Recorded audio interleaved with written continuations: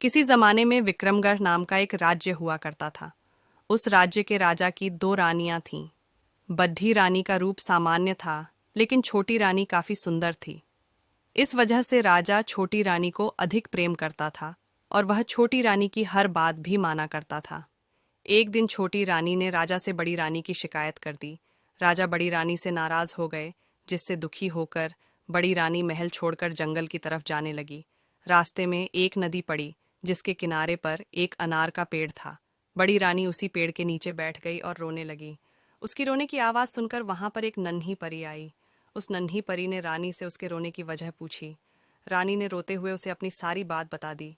बड़ी रानी की बात सुनकर नन्ही परी ने कहा, इस नदी में 3 डुबकी लगाकर स्नान करो, फिर इस अनार के पेड़ से एक अनार तोड़ डीएच लो। ऐसा करने से तुम भी रूपवान हो जाओगी, लेकिन मैंने जितना बताया है सिर्फ उतना ही करना, न इससे ज्यादा करना और न ही कम करना। ऐसा कहकर नन्ही परी वहां से गायब से हो गई। इसके बाद बड्ढी रानी ने परी की बात मानते हुए वैसा ही किया। रानी ने जैसे ही नदी में पहली डुबकी लगाई तो उसके शरीर का रंग साफ हो गया।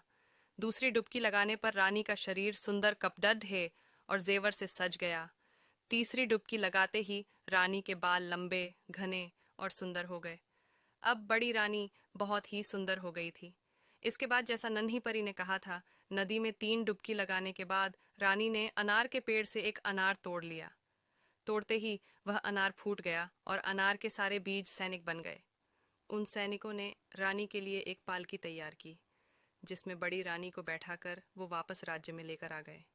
राजमहल पहुंचकर जब बड़ी रानी राजा से मिली तो उसने नन्ही परी वाली सारी घटना राजा को बता दी। अब राजा को अपनी हरकत पर पछतावा होने लगा और उन्होंने इस बार छोटी रानी को महल से बाहर निकाल दिया। जब बड़ी रानी राजा को नन्ही परी की घटना बता रही थी तो छोटी रानी छुपकर ये सारी बातें सुन रही थी। इसी वजह से महल से बाहर निकलने पर वह सीधे नदी के किनारे गई और उसी अनार के पेड़ के नीचे बैठकर रोने लगी।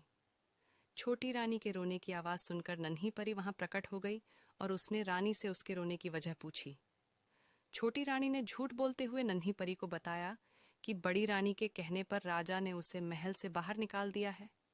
यह सुनकर नन्ही परी ने छोटी रानी से भी कहा कि पहले इस नदी में 3 बार डुबकी लगाओ, फिर इसी अनार के पेड़ से एक अनार तोड़ लो, लेकिन न इससे ज्यादा करना और न इससे कम करना।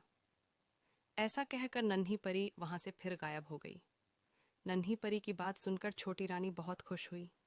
वह नदी में गई और जैसी ही पहली डुबकी लगाई, उसका शरीर पहले से भी ज्यादा निखर गया। दूसरी डुबकी लगाते ही उसका शरीर भी सुंदर कपडे और जेवर से सज गया। तीसरी डुबकी लगाने पर छोटी रोनी के बाल और काले, घने, लंबे और सुंदर हो गए।